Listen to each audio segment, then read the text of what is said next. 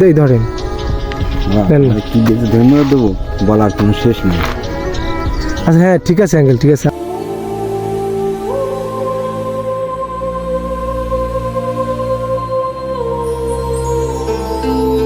থামেন থামেন, এইখানে থামেন, এইখানে থামেন।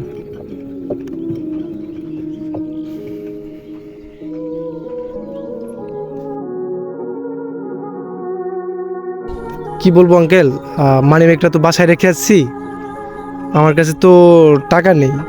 যদি আজকে এমনি নিতা তাহলে খুব উপকার হইতো। কাকু আমার তো বেশ সমস্যা, আজকে ইনকাম যখন কম হয়েছে, ইনকাম হয়নি। তোমার কাকির শরীর অসুস্থ, তার ওষুধ কেনা লাগবে। ওষুধ কেনা লাগবে?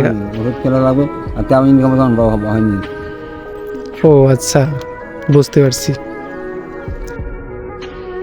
আচ্ছা আচ্ছা, তা আপনার কয় ছেলে মেয়ে? আমার এক ছেলে একটা ছেলে। ছেলে কি করে? ভ্যান চালায়। ভ্যান চালায়? কি বলবো আঙ্কেল, আমার কাছেও টাকা নেই। তো যদি আজকে ফ্রিতে নিতে তাহলে আমার খুব উপকার হইতো, আপনারও উপকার হবে। যাবো সত্যি যাব না? আপনার তো লস হয়ে যাবে, আপনার তো টাকা লাগবে তাই না? সত্যি? আচ্ছা যাই। হ্যাঁ